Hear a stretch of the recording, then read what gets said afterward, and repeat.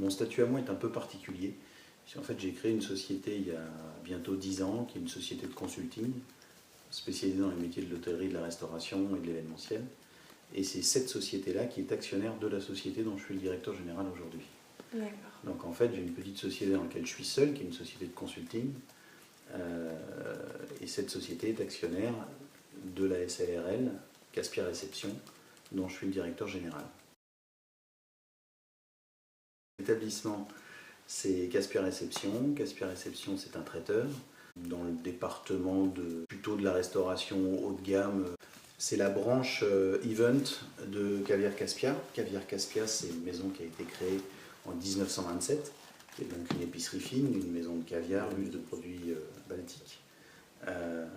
Et il y a 20 ans maintenant, ils ont décidé de créer un département événementiel. Cette société a très bien vécu au début, ensuite est tombée un petit peu dans l'oubli pendant les périodes de crise.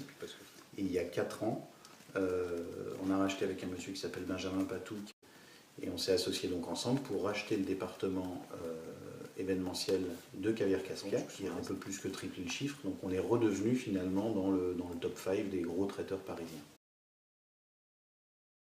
Ouais, je pense que ça c'est vraiment une histoire de goût personnel. Je pense pas qu'il y ait un avantage ou pas. Pour bosser dans une très grosse boîte, on dit bon bah voilà, le commercial qui est dans cette boîte-là, on va lui dire bon voilà, ça c'est le catalogue, et puis le job c'est de vendre, mais ce qu'il y a dans le catalogue. Je trouve que quand on est dans des boîtes plus petites, on a beaucoup plus la possibilité, on a beaucoup plus droit au chapitre. Donc ça c'est intéressant quand on est commercial dans ces boîtes-là. Et puis après quand on commence à avoir des postes de responsabilité, l'intérêt c'est que justement on peut le faire comme on l'entend. Et quand on commence à avoir des postes de management, ce qui est passionnant c'est de se dire on peut manager en fonction des idées qu'on a en tête et de ce qu'on a appris. Typiquement l'avantage d'une PE pour moi c'est ça. Voilà. Par contre l'inconvénient évident c'est que c'est absolument pas confortable, c'est qu'on se met en danger tous les jours, qu'on peut se reposer sur rien, qu'on n'a pas les moyens financiers des grosses boîtes. En fait, il faut essayer de se spécialiser à mon sens. Quand on va dans des boîtes comme Orange, quand on a des boîtes comme Crédit Agricole, tous ces gens-là, ils ont leur service intégré. Donc ils vont faire appel à des boîtes d'événements quand ça dépasse leurs compétences. Et c'est pour ça que je dis qu'il faut chercher à se professionnaliser, parce que quand ça dépasse leurs compétences, ça veut dire qu'ils ont besoin de quoi? Soit ils ont besoin de boîtes qui sont très fortes en logistique, qui ont une vraie assistance, un vrai savoir-faire en technique, un savoir-faire technologique même.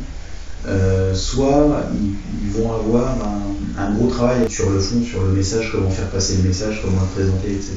Ça reste un métier passionnant, mais il ne faut pas se tromper.